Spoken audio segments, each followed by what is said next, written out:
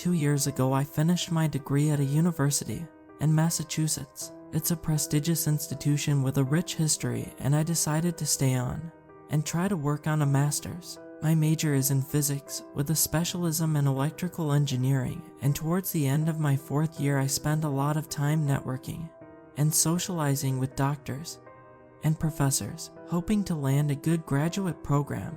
Now, a few decades ago, some bright spark who had somehow got himself to be university president decided that administration would be much easier if the departments were alphabetized rather than grouped by faculty. He reorganized half the campus before the end of his tenure. He left physics in place, since the building has had significant work to be suitable for the subject, and now physics is next to psychology, parapsychology, and paranormal studies. Go figure. This meant that the cafeteria, minutes walk from the physics building, also serves those other departments, and it can often be hard to discern somebody's subject by looking. At least, that's my excuse for when I met Dr. Caruso. I got chatting to him in the line for lunch and mentioned that I was an electrical engineer looking for a master's supervisor. Caruso's eyes lit up. He was a tall man, thin and wiry. He claimed to be a Bostonian Italian, but he had no accent, and I doubt he could have pointed to Italy on a map.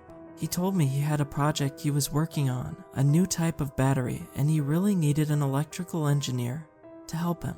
He even had a budget that would stretch to my entire tuition. I said yes almost immediately. He brought the paperwork to my lab the next day, and we signed. He wanted me to start right away, but I hadn't even finished my finals, and besides I wanted a break from studying. Reluctantly, he agreed that if he could send me over some specifications for me to think through, he could wait until August. So that's what I did. I really did want a break, but when me and a few friends took off to Europe for a couple of weeks after exams, I downloaded the specs to my tablet and ended up studying them a couple of hours most days, sometimes in our hostel room, sometimes by a pool or a cafe. What Caruso wanted was mostly very sensible, unusual, but logical. Essentially, it was a way of collecting energy from work, converting it into electric current, and storing it in a battery. What made it weird was that he wanted to collect energy from a large number of tiny fluctuations, and those fluctuations were varied. Normally, you would choose one, convert the motion of a fluid with a turbine, extract work from a heat differential with a Stirling engine, convert pressure into electrical current via the piezoelectric effect, and so on. Caruso wanted all of these, and more, but in a tiny package an inch or two across. Essentially, it looked like he was trying to squeeze every last bit of available energy out of the environment at microscale, but with the capability of scaling up to an arbitrary size. While I was on holiday, I was determined not to call Caruso or even email him. I still managed to fill 3 notebooks of diagrams and calculations before I got back to the US in the middle of August. So excited was I to get working on this project.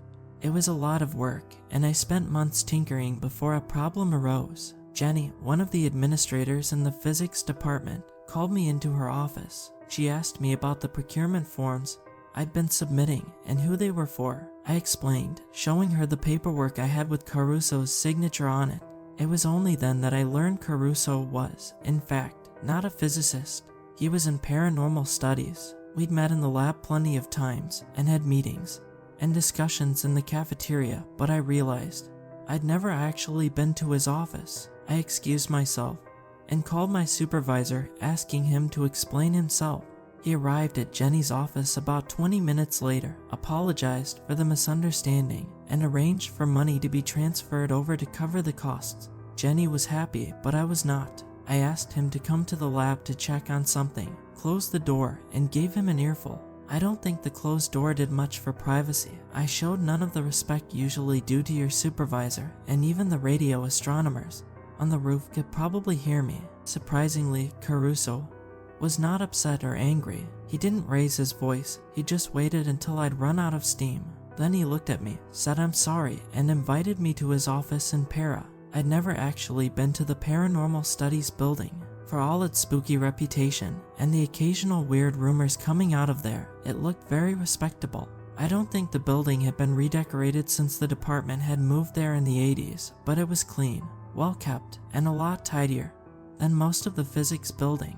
If you didn't read the titles of the books on the shelves, it could have been mistaken for psychology, or mathematics, or even an accountant's or lawyer's offices. Haruso's office was much the same. He had an old but nice wooden desk with a desktop computer and half a dozen books pulled from the shelves behind it. But apart from a half-empty coffee mug, everything was very clean. He even had a couple of armchairs, and there, in physics, you're lucky to get an office chair with wheels. He took one chair, and I took the other, and I felt like we should break out smoking pipes and discuss classic literature. Of course, that's not what we did. Haruso apologized again and promised to tell me exactly what he was doing. It was about ghosts. It took every ounce of restraint in my body not to roll my eyes. I resolved to let him finish talking, the same courtesy he had granted me half an hour earlier, and then make up my mind. Ghosts, he explained, may or may not exist, but that wasn't the point. Alleged hauntings most certainly do exist and exhibit physical manifestations. Whether they are environmental or paranormal, these effects are real, and ghost hunters have been measuring them since the 19th century, but until now, nobody has thought to harness them. People who claim to have experienced hauntings describe sudden changes in air temperature, strange sounds, and feelings of dread. More macroscopic effects might include wind, or even objects moving of their own volition. All of these, Caruso told me, could be harnessed to provide energy. Feelings of dread, I asked, breaking the promise to myself not to interrupt. Caruso explained that skeptics have written this off as a number of different phenomena, but are generally keen on infrasound, sound at a frequency too low for human hearing, but that can nevertheless be sensed. Back in the 80s, a British researcher had experienced a haunting in a lab, as had several other people who worked there. He eventually traced it down to a faulty extractor fan emitting infrasound. He got it fixed, and the haunting stopped. This was a physical phenomenon, with a simple explanation, but still, one that could be used to extract energy. Caruso continued like this for some time. I was getting increasingly skeptical about the work. You could make an interesting gadget for party tricks, but I couldn't see how our device could possibly draw enough environmental power to charge a phone, let alone supply an entire house. Haruso urged me to continue the work, replying that even if it didn't result in anything practical, I'd still come out with a master's thesis. So I kept going. It was well into my second year before I had something really usable, a square of miniaturized electronics, 2 inches wide, that could, at best, draw 0.3 milliwatts of power from the environment. And so last November I carried my equipment to Caruso's office for a demonstration. Despite its age, Paranormal Studies has much better environmental controls than the physics labs. We control the environment in small containers for our experiments. They control the environment for the comfort of their staff.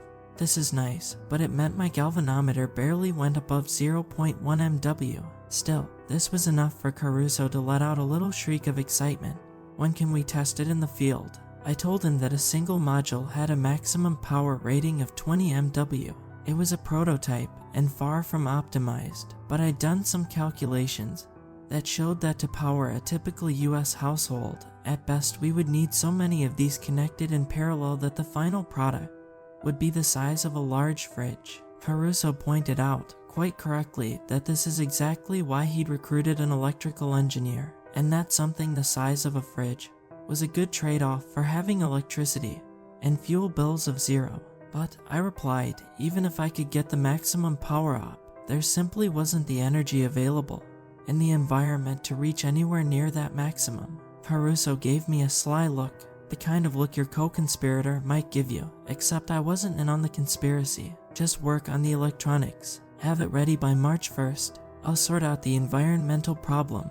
Well, this guy was paying my entire tuition, and the budget he'd arranged with Jenny was several times higher than most grad students in physics. Over the next few months, I worked on an improved prototype, figured out how to automate much of the production, and built an aggregation system to route all the power to a central supply point. On my March deadline, I had a device about the size of a backpack, and indeed, I fitted it all into a backpack for easy transport. I was regularly pulling upwards of 500 MW in the right conditions, but nowhere near the theoretical maximum of 200 W, enough to power a small LED from a device that could almost run a hairdryer. When I showed this to Caruso, he delightfully declared, "It's ready." "Ready for what?" I asked. "A proper test. Bring it here tonight. I'll meet you on the steps outside the department at 7. So I did. In the last light of evening, we got into Caruso's car and set off. There are a lot of very old buildings in town, many dating back to pre-Civil War, and of course, this means lots of ghost stories. I've never gone in for that much, but I recognize the house we parked in front of.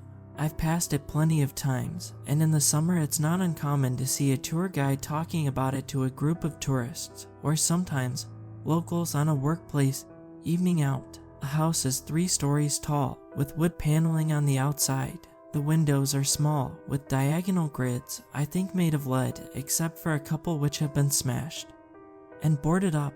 Nobody has lived there for quite some time, and it shows. There is a small yard out front, mostly overgrown, and it took us a bit of effort to maneuver through the path to the front door. To my surprise, the door was locked. Caruso, apparently having anticipated this, brought out a crowbar from his inside coat pocket. I was slightly alarmed at how easily he broke in, and made a mental note to ask him later how a paranormal studies researcher is so adept at breaking and entering. But right now I had another burning question. "You actually want us to draw power from a haunted house?" "Well," he said, pushing the busted door open, "we don't know that it's haunted, but we do know that several people have reported strange disturbances. Do you know the history of this place?" I confessed that I didn't. In the 1780s, a wealthy family lived here. They made their living from insuring ships engaged in the transatlantic slave trade. Supposedly the daughter objected, finding her father's trade unconscionable. A neighbor's diary records some of the loud arguments he overheard, often lasting for hours. Then one day, the daughter died, just 17 years old. The cause of death was officially recorded as typhus, but neighbors record that there was a particularly angry exchange between father and daughter, her voice raised more than you'd expect from a person dying of fever. When they brought her body out of the house, there were several bystanders watching, some of whom claimed they saw blood on her clothes and knife wounds in her chest. They were inside at this point, looking around a dimly lit hallway. Caruso lit an electric lamp. The well-to-do back then had little enjoyed more than gossip, and the family quickly got a reputation. The father had murdered his daughter, the mother was in on it, that sort of thing. We'll never know exactly what happened, but we do know that a year later, on the anniversary of her daughter's death, the mother hung herself. Caruso pointed to the landing above us, just there. "This is exactly why I never joined those tour groups. I hate this stuff." The couple had 2 children, with the daughter and mother gone. The father and son were alone in the house. Things got strained. Apparently the son blamed his father for both of the deaths, and their arguments often turned physical. The boy, about 14 at the time, was often seen hiding his face to try to cover the bruises. This went on for about a year. He paused for a second. Exactly a year. 1 year after the mother hung herself, 2 years after the daughter died mysteriously, a fire started in the house. The building was gutted, and by the time they managed to put the fire out, the father was dead. They never found the boy. Caruso had also brought a backpack with him, and now he was carefully laying out its contents. He had crystals, chalk, feathers, salt, all sorts of rubbish you might find in a New Age shop. He seemed to be arranging them in some sort of pattern, and when he was done, he started drawing shapes on the wooden floor with the chalk. This clearly needed some concentration, but that only slowed his speech. He continued, "This is a good location, and the shell of the house that remained was reasonably sturdy. So years later, somebody bought the site from the estate, some grandniece, I think, who lived in Boston, and rebuilt it, more or less brick for brick, plank for plank. They came from out of town, New York I think, so they weren't aware of the history, only that there had been a fire. They were a family of 6, it's a big house, 3 daughters, and 1 son. Very pleasant, by all accounts. The children were young, and went to school locally. Their teachers are on record saying they had concerns." He left the house then. I walked around the ground floor. There were minimal facilities, a kitchen, dining room, and living room, but no furniture. I saw a few electrical outlets, 2 per room, with decaying and yellowing plastic. I doubt any of them worked. Caruso returned with several waist-height candlesticks. Where was I? He placed the sticks in a neat circle. Oh, right, the kids. So written records from the school say that the children were weird. They always looked tired and complained that they couldn't sleep. Apparently the younger girls drew frightening faces, and the boy told his teacher that he didn't like the women he lived with. The teacher asked if he meant his sisters or his mother, and he said no, it was the other women. They wouldn't let him sleep, and they told him everything was his fault. Eventually things came to a head. The girls' school told the parents their daughters had been frightening the other girls, and they wouldn't be welcome anymore. Back then, good schools were few and far between, and soon enough the family had packed up and gone back to New York, or wherever. He now began placing candles on the candlesticks. That was back in, I think, the 1860s. The house has changed hands a few times since then, but nobody has stayed more than a year or two. It's been empty most of the time. The last people lived here in 1978, I think.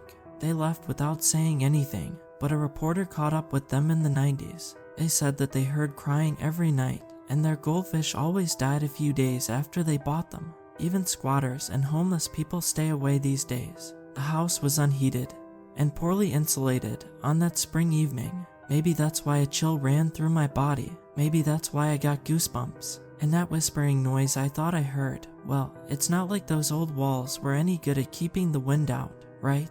Caruso stood back from his handiwork and actually rubbed his hands together. It's ready. Ready for what? I asked, already knowing the answer. He gave me a look like I was stupid.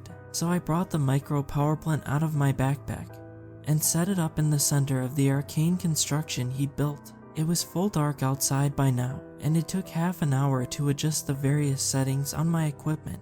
While I'd been setting it up, Caruso had pulled out 2 oil-fired storm lanterns and set them up either side of his ridiculous ghost apparatus. He turned the electric lamp off. This made sense, as my galvanometer was sensitive enough to read the electromagnetic field of the lamp if he moved it. He turned his phone off, and I did the same. There was just enough light to read the display. For a long time it varied between about 300 and 500 MW, about average for my tests. We sat there watching it for about an hour before it started to rise. 600, 700, 800 MW, that was the highest I'd ever recorded, and it went further. Over just a couple of minutes, I watched as the reading increased. 900, 1000, 1100 MW. I heard a sound. I'd never heard anything like it, and I haven't in the months since, except in my nightmares. It was like a gale of wind, filled with whispers, almost intelligible. The sort of sound where you know it makes sense, but you can't quite figure it out yourself.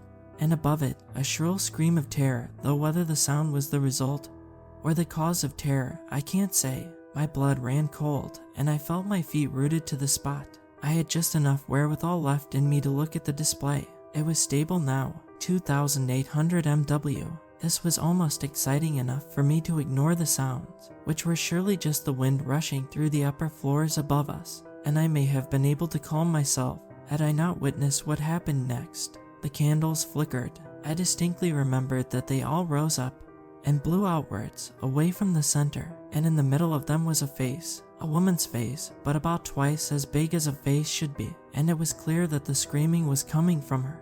The candles and the storm lanterns blew out. I could see nothing. Seconds earlier, my fight-flight-freeze instincts had settled on freeze. Now they switched modes. I turned and ran for the door. It was only a few feet behind me, and despite the pitch darkness, I found it and pushed it open, only to remember that it opened inwards. Panic rising in my guts, I fumbled for the door handle for what felt like an eternity, grasped it, yanked open the door, and tumbled out into the path. I ran to the end of the street before I dared look back.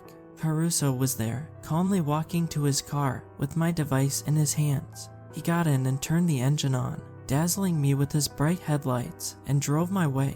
When he reached me, he opened the passenger window. Need a lift? I have no idea how he was so calm. I just wanted to run far, far away. My legs were like jelly, though, and I didn't think I could even make it all the way home.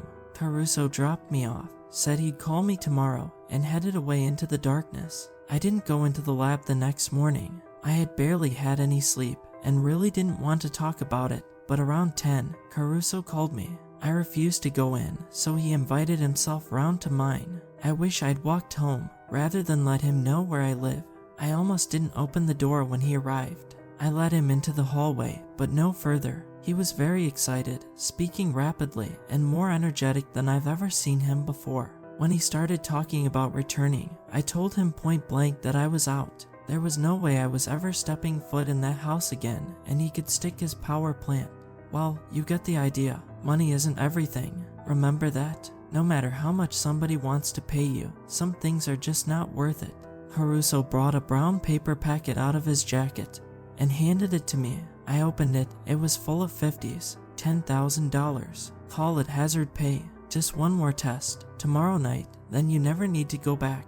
You can finish your master's in the lab. No more field trips. Even with my tuition covered, I was barely making my rent. $10,000 would pay off my debts and cover my costs to the end of my master's, maybe more. I accepted. I spent the next 2 days making adjustments to the device. It drew multiple watts in the previous test, enough to power a small light bulb, so I built a new display, a 10 by 10 grid of bulbs which would come on in sequence to show the power draw.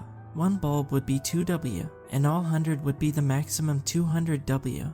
I met Caruso in front of Paranormal Studies around 7 on March 3rd, and we set off once more to that cursed house. It looked just as it had 2 nights earlier. The door was still busted open, and we set everything up the same way as before. I came prepared this time. I had secretly hidden several flashlights in my pockets, as well as some high-intensity light sticks I got from a hardware store, and I had a pair of thermal imaging goggles I borrowed from the lab. I wore them on my forehead, turned off to avoid causing interference with the device. They were only for emergencies. I considered a weapon, but what use would that be against a ghost? Besides, I told myself, ghosts aren't real. We had been in the dark, in an eerie house with a bad reputation, and Caruso had just told me a spooky story. In that state of mind, of course my brain would conjure up a phantom face. I remembered how he had been so calm walking out of the house. No doubt he hadn't seen anything, and it was all just my imagination.